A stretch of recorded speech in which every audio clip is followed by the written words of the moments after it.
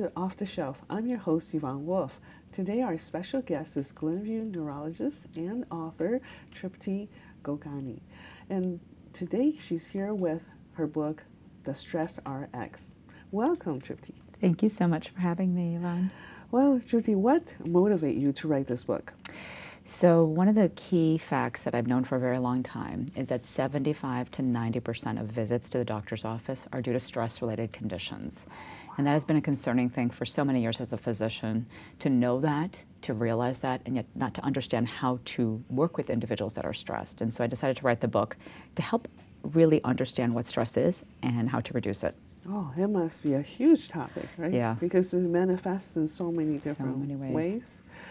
Wow, so that is that I think the book is short for something right? that big. Yeah. So we'll have to go into that later. Yeah. How do you? Yeah. Who is your intended audience? Was it someone that an age group or no?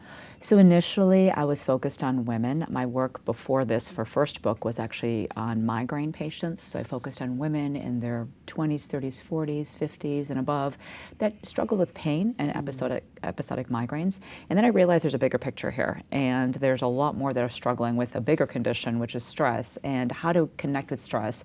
And the audience became wider. So now I work with men and women. The women tend to be the ones that I tend to see most often, and they encourage often the counterparts, the male counterparts in their lives, be it their husbands or sons, their fathers, to do more of this work.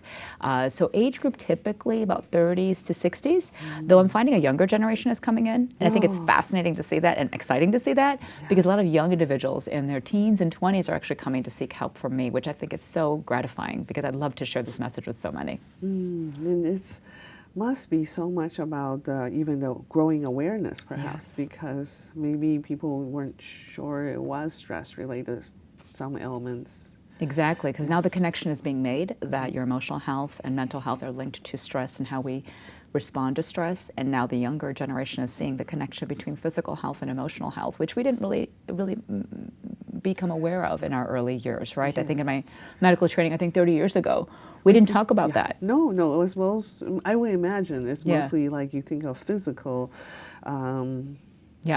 something you can see on the outside, perhaps. Something you can see, a lab test abnormality, something that is objective.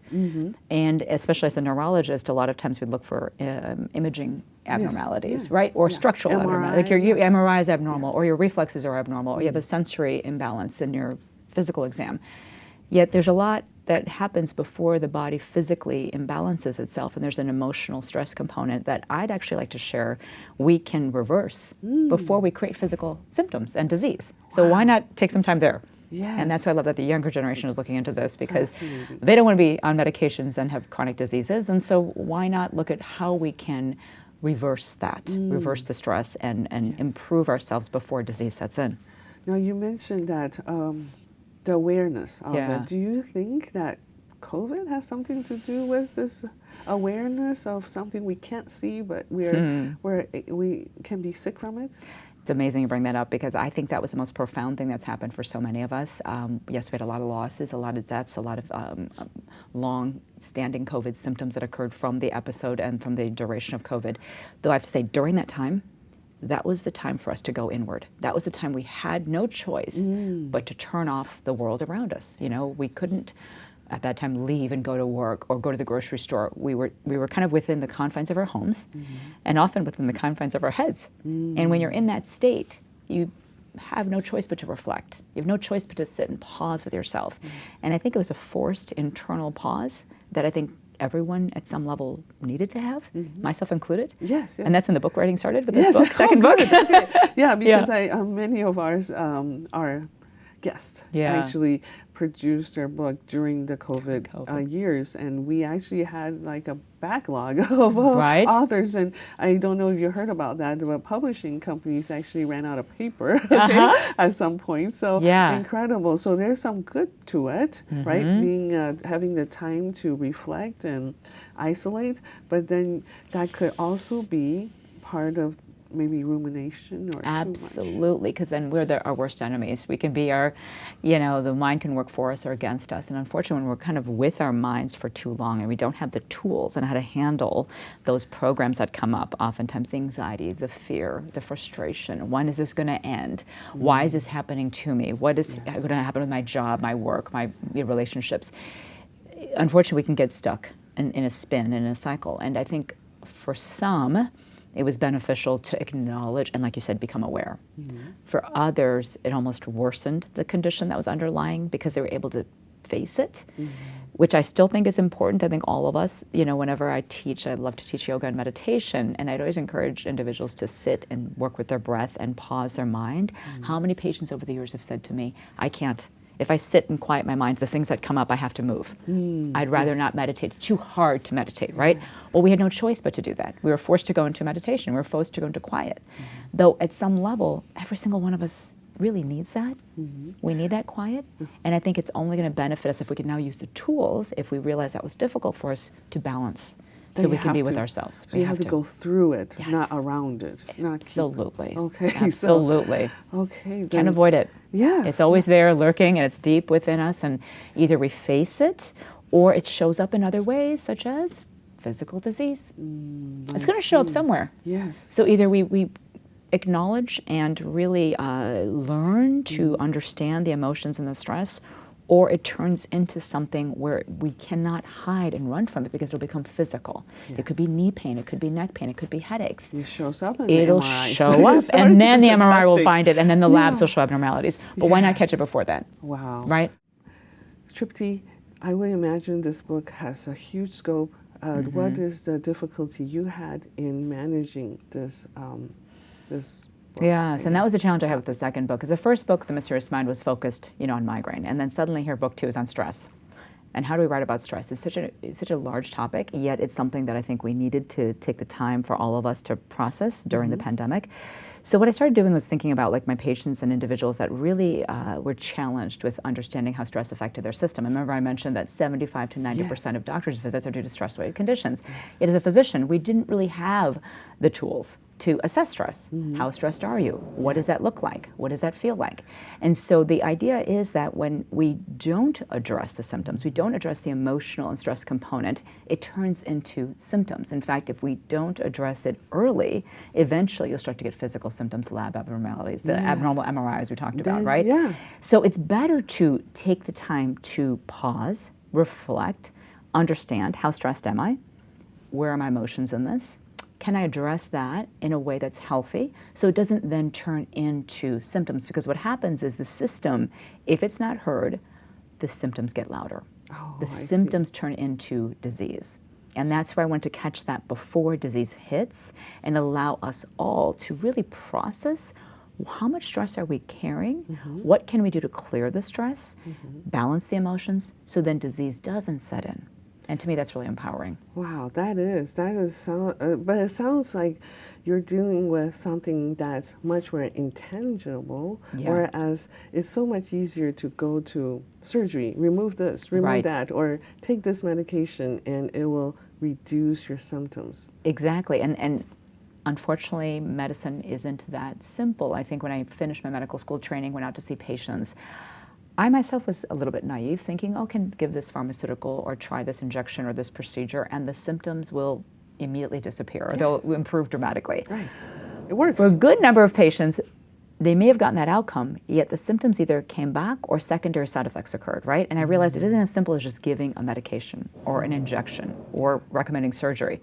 There's more to the story, and what the story is understanding what is underneath the symptoms, the emotions, and how we carry stress will then allow us to reduce the symptoms overall, not be reliant on pharmaceuticals, and maybe not even need them, which is fabulous, isn't that? Oh yes, that would be a dream. Yeah, right? a dream, and you're right, but it's intangible. So then how do you really make something like stress tangible? We all say, I'm stressed, or she's stressed, or I'm feeling stressed. I remember the first person that asked me that question was a therapist when I was a first-year medical student. In fact, how I got into this whole conversation of Eastern medicine with Western was because I was struggling with sleep issues when I was a medical student. And this therapist asked me if I was stressed. I was in my early 20s. Yeah. And I said no. I look back, I was the most stressed out person, right? But I was unaware of how stress shows up. I didn't think it can show up with sleep issues. Right. I said, no. Yeah. And so it was only because then I made my way into a psychiatrist's office. My dad said, why don't you see a psychiatrist for the sleep issue? He diagnosed me with depression, gave me Prozac, and I said, wait a second. If I was sleeping well, I wouldn't have mood issues. I knew that. Yeah. Intuitively, my gut was telling me that's not right. So I chose to not take the pill. I ripped up the prescription. I said, well, let me go study something else. And that's how I got into Eastern medicine.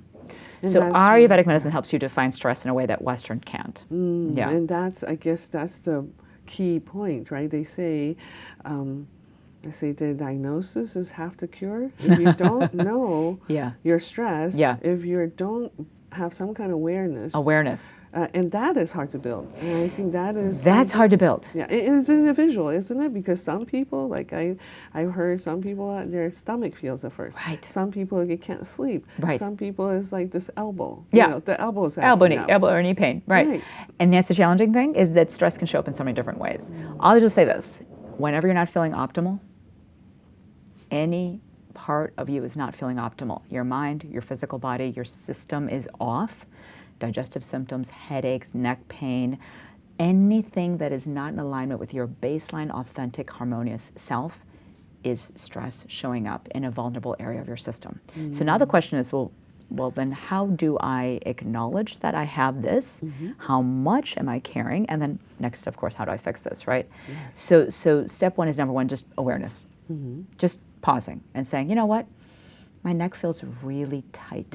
Gosh, it feels so tight today. Or, wow, I'm noticing that my mind, I feel a little bit dull or depressed, or I'm feeling a little more anxious today.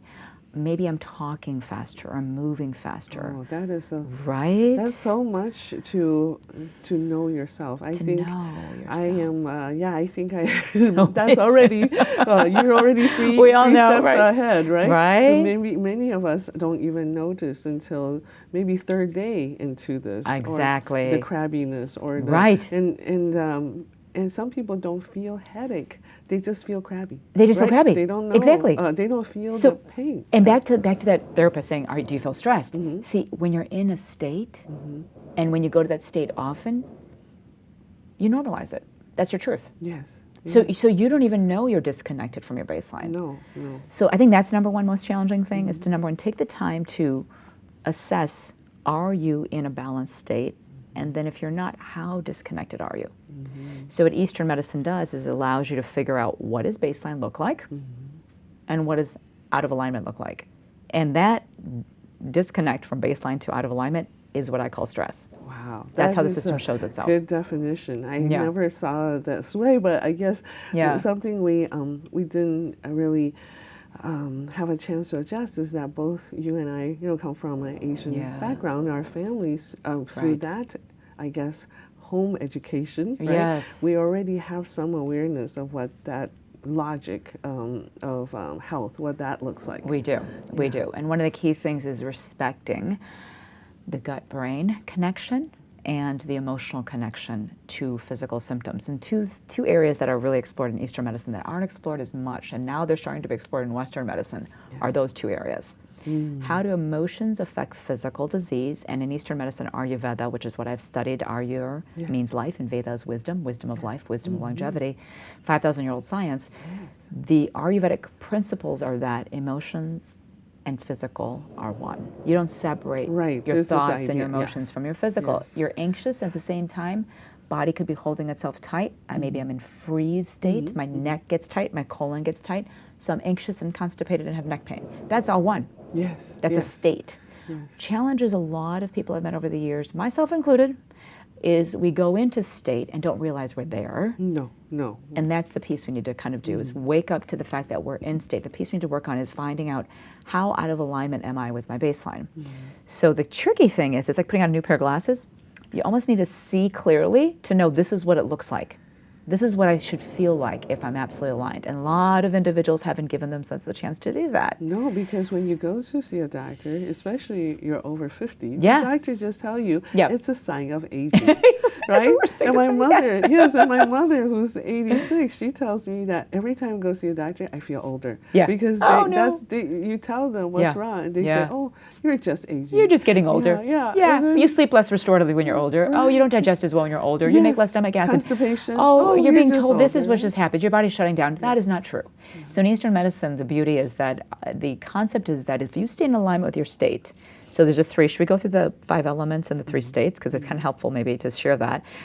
Because in birth we're in a certain type, you know? So really quickly, we have 5 elements: air, space, fire, earth, and water. At birth, we're more air and space element, fire, water, or earth and water. Vata, Pitta, Kapha. You have 3 types, okay? The Vatas are the moving, going, doing. Think of air and space creating wind. So Vata, if you're a Vata type, you love to move and go, you're very creative, artistic, musical. You're the person that's the life of the party. Love talking, Okay. love traveling, love trying new things. That's a Vata. Typically a smaller frame, movement oriented. The Pittas, medium frame, kind of competitive, detail oriented, muscular, very driven, organizing, always planning things. The Pittas, the ones that are always planning activities. They can see what needs to be done. They have the fire to them. Kapha's earth type, bigger frame, bigger body, more grounded, more relaxed. Doesn't like to be socializing, that Vata. Likes to be one-on-one, reading a book at home or with small, intimate conversations. The goal is to figure out who were you at birth, and then how far have you moved from that state. Okay. That's the key. And the symptoms are the hint. I see. So if, for example, let's say I'm born as a Kapha, the earthy, grounded type personality, and let's say I have problems falling asleep, and let's say I have problems with constipation. Those are wind symptoms. So something in my life has pushed me out of alignment. That's where I call stress. It's the wind symptoms showing up, the imbalance showing up. Your body's trying to tap you on the shoulder and say, I'm letting you know. We're moving too You're much moving, for my yes. for my You're type, moving too much for your type. Yeah. Exactly. It's as simple as that. Wow. It's not very complicated. It's just understanding for who I am, this being, personality, I call it the stress personality, is not living in alignment with the real me. Oh, Trupti, you made this so concrete. And Oh, good. I have never heard this explained in such a straightforward way. And I'm really impressed with this. Well, thank you. So what have you learned about yourself? I mean, this... Well, this is the journey of me. That's what I can explain it, because I went into this, even though I'm Indian of origin, my dad, physician, very Western physician, didn't talk about Ayurveda. I think that when you go into med school, you are kind of told, like, your culture, just put it away. Put it away. Yeah, put it away. That's not important. It's not important. And quite frankly, it was banned in India. During the British colonization, they banned Ayurveda in India. So my dad trained in India. Okay. They weren't speaking of Ayurveda. It was considered that backward science. He wasn't here. Okay. He was in India when he trained. And even in India, they didn't talk about Ayurveda during the time of his training, because it was not viewed as... It's considered more like... hokey pokey, not really scientific. So even my dad was a little bit, and it's fair, because he was trained in a time where it wasn't really, and it was only because I did not want to take that Prozac. I mean, that's the bottom line. I didn't want to take a pill, and I didn't believe that I had depression. I said, there's something else going on here. That I went to the bookstores, I found the Ayurvedic books, and I started reading about this idea of being out of alignment. Because the Western diagnosis for me didn't make sense. Yes. My dad said, you're healthy, your labs are fine, your exam is fine. Right. Your thyroid tests are fine. So many people have perfect tests. Everything's fine. But you're like, I don't feel fine. I'm glad that everything looks fine, but I don't feel fine. And that's what I was kind of trying to explain. And then, of course, it's unfortunate at that time, then go see the psychiatrist. It must be in your head.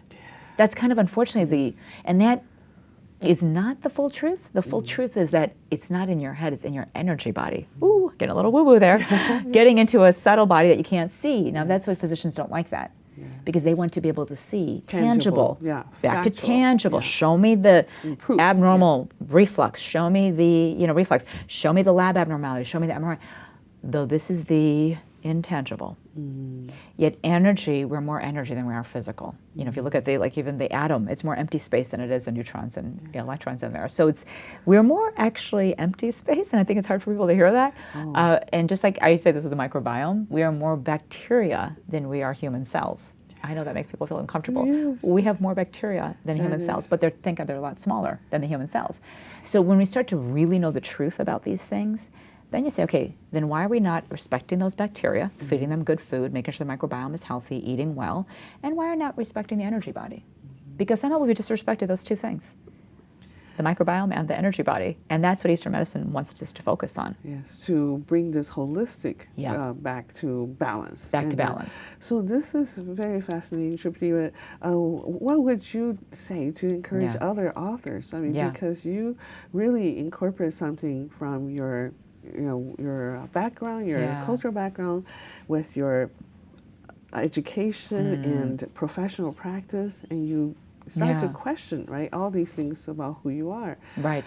So I feel like everybody has a book or two. Everyone has a book in them. And I think the book is really, what is your purpose? What's your message? What do you want to share with the world that the world doesn't know? And what can you impart upon them? And for me, it's more of a nonfiction. This is where I've spent my time in the nonfiction world. It's really, what are the messages of truth that really aren't shared in a way that would be accessible for most? Now, see, I've gone through 2 Ayurvedic certification programs. I've spent, I can't tell you how many countless hours studying Ayurveda. I can't tell you how many countless dollars I've spent. Not everyone can do that. No. Time and income. I'll be honest, I've invested in that. Though I'll tell you, what I wanted to do is say, now that I have this information, I want it to be in everyone's back pocket. I love it to be accessible and not stay there, kind of hidden, because it's an ancient wisdom. What can we do in the modern living today so we can turn this around and we can change that? Incorporate both, right? Because I think there's we're living in a very special time. A very special time, right? The Eastern medicine is getting some traction, and then people are doubting, well, we're trying to get to with the Western medicine. Well, if you look at the numbers, unfortunately, because I've been following this for years, every time I do a presentation, I'll look at these numbers that we're spending. We spent, it was $2.8 trillion on healthcare back in, 2014. It went up to $4 trillion by the time 2020 hit. Oh my gosh. Okay, and it's expected to go up to $6.28 trillion in 2028. Spending in the U.S. on healthcare, and our outcomes were ranked 37th in the world. We're the least of the most highly ranked nations. We're the dead last, 11th. In the high-income nations, and so we unfortunately are spending a lot, and yet we're not getting the outcomes. No, we're not getting the return on investment, so to speak. A very low ROI, I'm telling you. So, and we need to change that. And I think the change is embodying that health isn't just physical. Health involves the emotional, spiritual aspect of ourselves. It involves the intangible aspect of ourselves. Very true, very true. And I think it's very, we have to really pull back on how much we're spending on the pharma. The pharma part, right? You can't just inject it away and medicate it away. The system is trying to send us a message. I'm always really compassionate with my body. When we're struggling, be it pain, headache, sleep issues, what is the message behind it? Your system is trying to let you know. Maybe back to Wendy, maybe I'm moving and going too much. Back in my medical school days, I needed to settle in, get to bed at 10 o'clock, make sure lunch is my biggest meal, structure my day. I was moving and going as if there was no such thing as a circadian rhythm. I was not following the sun and the moon. I lived my own little life. And we're guided by the sun and the moon. We're guided by the time that daylight kind of comes down. We're supposed to turn off, technology. We're supposed to settle in. And it's hard, it's challenging, especially when you're in these high-stress programs where you're moving all the time. But that's when the sleep issues occurred. And Trupti, well, what connects you to Glenview? Oh my gosh, I've been here for so long. I love this community. I've been here for a good 15, 16 years. I moved from a neighboring suburb, and I just found that this neighborhood was so open, and I think there's a combination of a unique diversity of individuals along with socioeconomic, along with cultural, and people are coming from all walks of life and end up in Glenview. And I loved that because I lived in the city for 7 years before moving to suburbs. Well, I think it's definitely the curiosity that drives our show. Yes, And thank you very much for being here with us. Thank you so much for having me. It was such a pleasure. And thank you for watching. Join us next time on Off the Shelf.